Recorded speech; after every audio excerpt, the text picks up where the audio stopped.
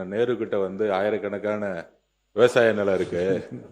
அவர் அங்கேயே வந்து நெல் எல்லாத்தையும் போட்டு உற்பத்தி பண்ணிக்கிறாருன்னு. ஆனா ஒரு பரம ஏழையா இருக்கக்கூடிய மாதிரி அண்ணன் வந்து ரேஷன் கடையில தான் அரிசி சாப்பிட்றாருன்னு ஒரு தகவல். இன்று சட்டமன்றத்தில் பேசிய அமைச்சர் ஆதவர்ஜுனா திமுக முன்னாள் அமைச்சர் நேருவை கடுமையாக விமர்சனம் செய்துள்ளார். மாண்பு பொதுப்பணித்துறை அமைச்சர் பொதுப்பணித்துறை அமைச்சர் பேசுங்க காமன் உட்காருங்க. மாண்பு பொதுப்பணித்துறை அமைச்சர்.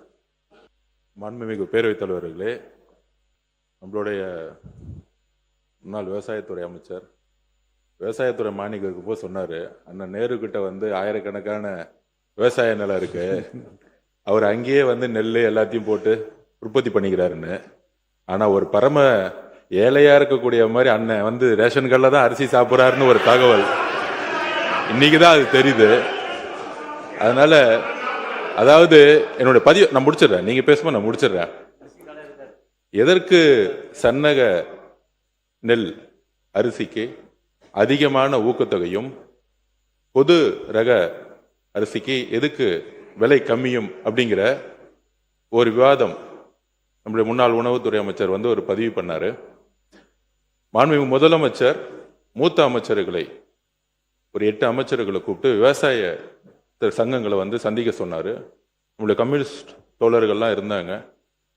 ஸோ அங்கே விவசாய சங்கங்களோட பேசிட்டு இருக்கும் பொழுது அப்போ ஒரு கோரிக்கை கொடுத்தோம். உணவுத்துறையில் ரேஷன் சிஸ்டத்தில் அரிசியோடைய நான் சிறு வயதிலேயே பிஹெச்ல இருக்கும் பொழுது ரேஷன் கடையில் போய் அரிசி வாங்கி சாப்பிட்ட கும்பிட்டு தான் என்னோட குடும்பம். அப்போ சாப்பிடும் போதே அரிசியோடைய அளவு வந்து எப்பயுமே பெருசாக இருக்கும். அதோடைய கலர் வந்து பார்த்தீங்கன்னா நம்மளுடைய எல்லார் வீட்லையும் இப்போ நம்ம சாப்பிடக்கூடிய அரிசி நிறைய பேர் சில சட்டமன்ற உறுப்பினர்கள் ரேஷன் அரிசி சாப்பிட்றான்னு சொல்றாங்க. நம்ம அது தனிப்பட்ட இது நான் போல. பெரும்பாலும் இங்க இருக்கக்கூடிய சட்டமன்ற உறுப்பினர்கள் தன்னுடைய மனசாட்சிப்படி தெரியும் யாரும் ரேஷன் கடையில இருந்து அரிசி வாங்கி சாப்பிட்றது இல்லை. பெரும்பாலும் நான் இதுதான் உண்மையதான், நாங்கள் உண்மையை பதிவு பண்றோம். இங்க வந்து மக்கள் என்ன நினைக்கிறாங்கிறத உண்மையை நம்ம பதிவு பண்ணணும். இதுல வந்து